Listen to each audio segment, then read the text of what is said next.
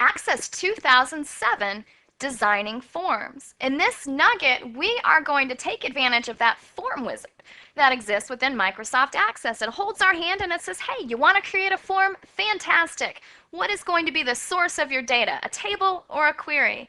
And what do you want it to look like? What format do you want? What style do you want? And then it gives us a very nicely finished form.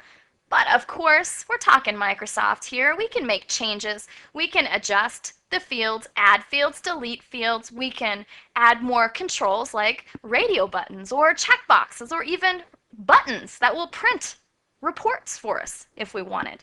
We can also adjust the format. And we have many different tools in Access that are going to really give us a well-rounded, easy-to-use, functional form for our users. Well, let's jump in to Microsoft Access. I have it on my taskbar. I have the zoo database open, and we're looking at the vendors table. These are all the vendors we use to order the food for our hungry animals. We are going to use the form wizard first of all. How do we do this? It's on the Create ribbon. Create. I don't see it right here, but look at this. More forms, form wizard. As with any functional wizard, what do we want to be the source of the data for our forms? We have choices between tables and queries that exist within our Access file. I'll choose the vendors table, but I want to make a point here. If you are going to base your form off of a query, you may have a query that's based off of multiple tables, so be careful that you have enough forms created that are going to populate all the various fields in all of these various tables, because once you start working with putting together tables into queries and forms that are only going to fill in fields of half a table, you just need to make sure that all that data in that table will end up being populated. And if you find that it just doesn't make sense to have a form that fills in specific data, maybe that's data you don't need to collect anyway. The bigger point here is having good design and thinking through what you need in the first place is really going to help you as you progress through all of the various objects in Access. So my source is table vendors.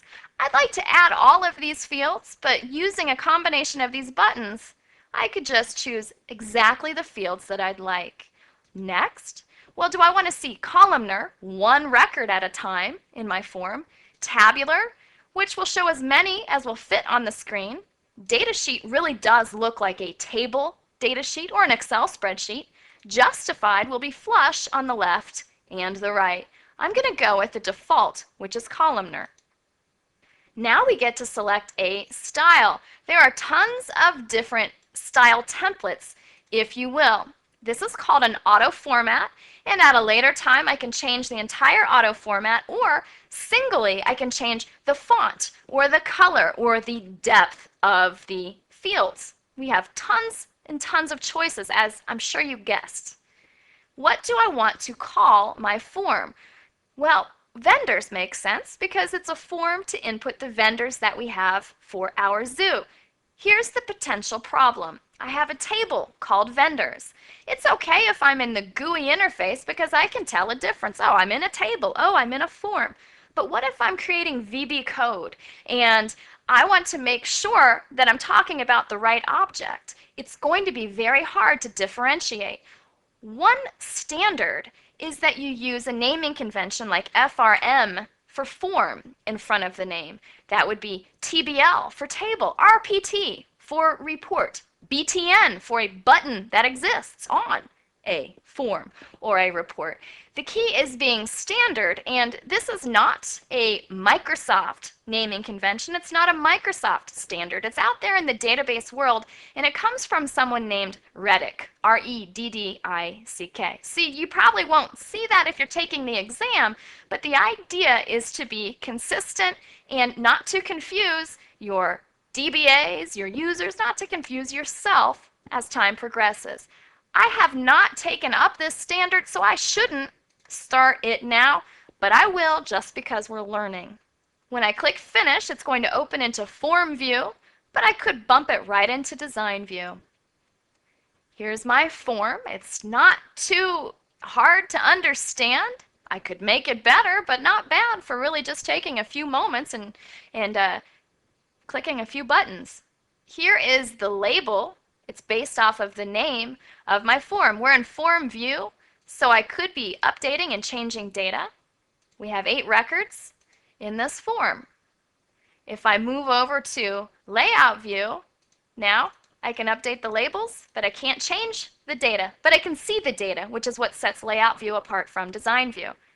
I do not want to confuse my users by having FRM vendors, so I will press delete on my keyboard, and now my label makes sense. However, the name of my form has not changed. I'm in layout view, I'm on the format tab, and here I have a couple different choices. I could go back into auto format. How awesome is that for a layout?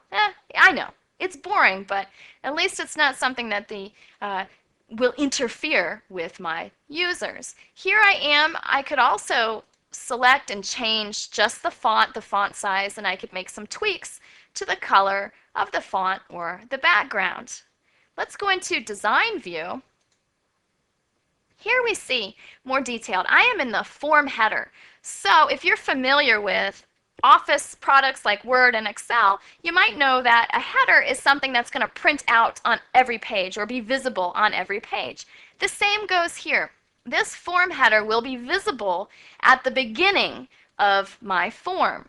Well, that doesn't really make that much of a difference with a form, because a form is usually going to be one dialog box that you see on your screen that you don't really have to probably scroll too much for, because you could just make another pop-up form if your form gets too large. Now, a lot of these controls that you see here in the forms are the exact same as they are on the report. So of course it's going to make more sense when we're talking about multi-page reports. You have report headers and page headers there as well. I just want to point out that you do have a form header, and you could resize it if you wanted to. I could resize my text box here, move things around, and resize my form header. I also have a form footer, which will appear at the very bottom of the form. There's no size to it, but I could click and drag and add some size there if I wanted to.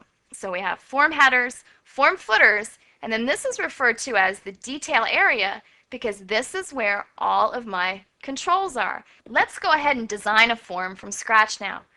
I'm going to close my FRM vendors. Do you want to save changes? I sure do. That was a masterpiece.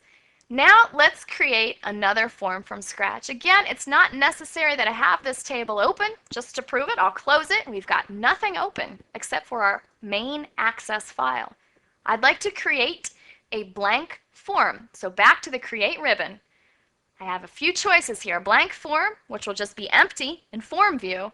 Form Design, which will be empty in Form Design View, which is really a lot more functional. Or I could go back to Form Wizard, or use a modal dialog. I'm not going to do a modal dialog, but we will get into that with a more advanced form section. A modal dialog box is one that you have to address. It's focused on your screen, and you can't do anything until you address that. Similar to if you've ever been in Microsoft Word and you choose the Open button, you can't do anything else in Word until you open up a file. That's a modal dialog box. Form Design. We have Form 1 as our tab, so it hasn't been saved, and we're looking at the detail section. Let's start with adding some fields.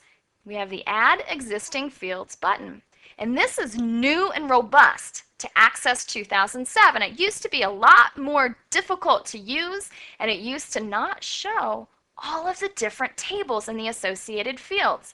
So the first thing we do is we think, which table are we going to use here? I'm going to go ahead and use the memberships table. If I wanted to, that's so neat. I could go in and actually edit the table from here, because I might realize, goodness gracious, I sure did something wrong when I designed that table first off.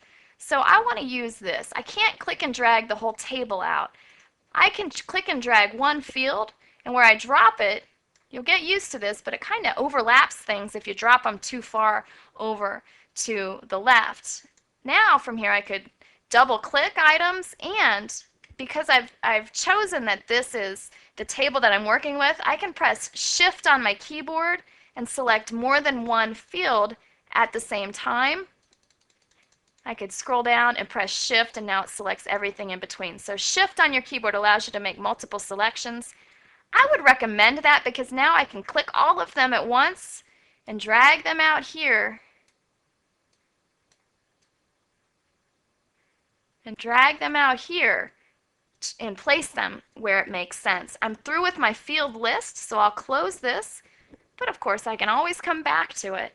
I have a little bit of a mess, don't I? These are pretty clear and clean. I can click and drag and they all work together because notice they're all selected. If I click outside and I deselect them on accident, I can use my Shift button while I click to select more than one, or I can draw a marquee by clicking and dragging around all of them, and then when I release, they're all selected. From here also I can resize items. I'm going to hit my undo button because that's not really clear. I just wanted to show you that. Now let's line these guys up. If I select this label, I can click and drag and drop them a little bit closer in here. I can click and drag, but I've run into some trouble here. It's overlapping. Notice when I click here, it moves the label and the field. However, if I click here, and you got to do it just right, it'll move just the label. It's funny. You got to be very specific about where you're clicking and dragging. We used to, in older versions of Access, our pointer would change into a little hand with a little finger. And when you saw the little pointer finger up, you knew that you were moving just one object. Access tries to move the entire field and label together because that is better formatting. But if you need to, you can move just the label. You could even delete the label because I might think, well, membership ID, delete, that makes sense. Whoops, I'm going to hit undo to bring it back because I had to have that just selected, delete. Now I've deleted that label. I haven't hurt my underlying data because labels are just descriptions of text. So we have some kind of a mess here, and I'll make it even more of a mess. Let's move these guys around a little bit. I have some arrange tools.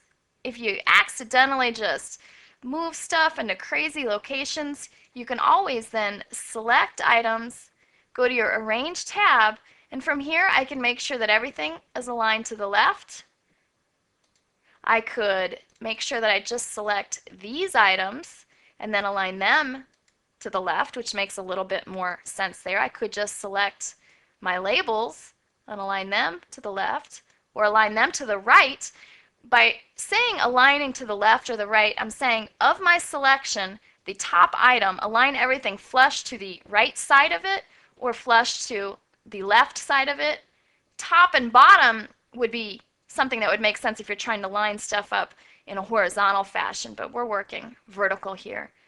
All right, still not necessarily perfect, so let's select these two and hit the top. And so now they're flush at the top, and the down arrow on my keyboard allows me just to nudge items little by little. This will take some work for you to feel comfortable with it. It's one of those things that you can explore. I'm going to go back to home so I can go back into form view so you can see what it looks like actually with the data. It looks like we need to make this larger. It looks like we might want to align this to the left so it's clear, even though numbers by default try to align to the right. I can change the formatting. I have lots of choices here, and if you know the commands in Word, Excel, PowerPoint for formatting, they work just the same here. You have Format Painter, you have cut, copy, paste, you have bold, underline, italic. So I'm not going to take you into those items, though I am going to show you some other formats that you can do. Let's go back into Design View. Notice I have all these extra views now too, but I'm going to go into Design View. Let's add a logo and a label, and we're going to also add some radio buttons. If we'd like to add a logo and a label, I'd like to do that on the header. So I chose the Arrange button, and from here, Show Hide Form Header and Form Footer. I can resize this, and I'm going to add a label. So I can go back to Design, and this is the label button here. And I have two choices. I can just simply click, or I could have clicked and dragged to make it the size that I'd like it to be. From here, I'll type in vendors, and I will either select the text like that, or here in Access you can select the entire field, the entire label, and make the changes. So font Calibri is fine with me. I'm going to increase the size to 22 because I want to show you what happens. I can't see the text, so I could resize the label, or I can use something called auto size. Back on Arrange, I can go to the auto size button, and it automatically makes that label the size that my text is, so it will accommodate my text. I'd like to add a logo. Back to the Design tab, I have my logo button here. It's telling me, well, okay, great. Where on your hard drive or on the network is your logo? And it doesn't have to be a logo. It's just inputting a graphics file, like a JPEG or a bitmap or some other graphics format. From here, I can resize this. If I don't like the size, I can go back to Undo. Now, let's also add some radio buttons. You might have noticed the membership level here. Okay, so a user can select that if they want, but I'd like to have radio buttons. So back into Design View, and I'm just going to hit delete on my keyboard and move that out of there. There is this item right here which allows me to add what's called an option group. I want it to be that large, and it gives me a wizard. What labels do I want? You might remember it was silver, gold, I hit tab on my keyboard, gold, tab, platinum. Next, what do I want the default choice to be when a user is entering data? What do I want the default to be? No, I don't want a default. I don't want to influence what they're going to select.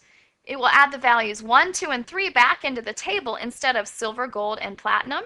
Next, store the value in the membership ID field, or do I want to save the value for later use? You would have to have some code behind that. Membership ID makes sense. Ooh, actually back. It was membership level is where we want to store that. Next, do I want it to be option buttons, check boxes, or toggle buttons? Option buttons are fine with me. Do I want it to be etched, flat, raised, shadowed, or sunken? Hey, shadowed. Next, what do I want to call this option group? Membership, member level, option group, or buttons, or whatever it is that would make sense in your naming convention. I'll choose finish, and now here we see it. That is not a good name, is it? So we'll change that to membership level. This is a label that we could move if we grab it in the right spot, or we could delete it altogether. And I just realized our label should be called members. Memberships. This isn't the vendors table anymore. Let's take a look at Inform View. There, memberships. Our membership level, we can make changes. Evidently, our table underneath this is not a field that we had added a lot of information into. That is how you create an option group. Back into Design View, we can also add some nice, pleasing components, like we could draw a rectangle around the entire thing, maybe to set this apart. When we select that, we could change the color if we wanted to. If I'd like to give this header a nice color, here I go back to Home, and it's the paint bucket. Maybe I want it to be a nice peach color. I can also add a nice effect to these fields. I'm just going to press Shift and select a couple of them here at a time because I want to make sure that I'm selecting the field there. And I have my Special Effects tab. I can make these all shadowed as well. Now let's go back into Form View and take a look. So I'm adding a little bit of a pleasing look to Form View. Now, I want to make sure you know that in Layout View, you also have the opportunity to adjust the lines and the look. You can add a logo, and under Font, you can also change the background color, like we used the paint bucket to change this. The tools are in different places depending on if you're in Layout View or Design View. So it takes some getting into the program to really familiarize yourself with the location of information. We'll go back into Design View, and let's add now a date and time. Here we have the date and time button. We have some options here. I'll go with the default, and this is showing me the field. The code behind it is the current date and the current time. If I go into form view, I see that current information. If I go into layout view, I also see the current information. So hopefully this is helpful in showing you design view really is the structure behind everything. Layout view is a little bit lighter than design view, but it's still functional in making your form look good and work with your table. And then really form view is just for adding data, and this is the final product that your end user will see. Let's go back into design view, and I want to finish up by telling you these are all the controls. This used to be called your toolbox in older versions of Access. These controls have not changed in years upon years and Access versions upon versions. I've pointed out the main new items that do exist in Access 2007. And as we progress through the rest of these nuggets, we are going to work some more with the controls that work in your forms. We can review what it is that we talked about in this nugget. We took advantage of that form wizard that's there to hold our hand and prompt us along. We added fields to our own form from scratch by using design view. We took a look at the basic controls that exist in design view mainly, but there are some items within layout view, but layout view is really more for the formats, and you have total flexibility and control over how your forms are going to perform. I hope this has been informative for you, and I'd like to thank you for viewing.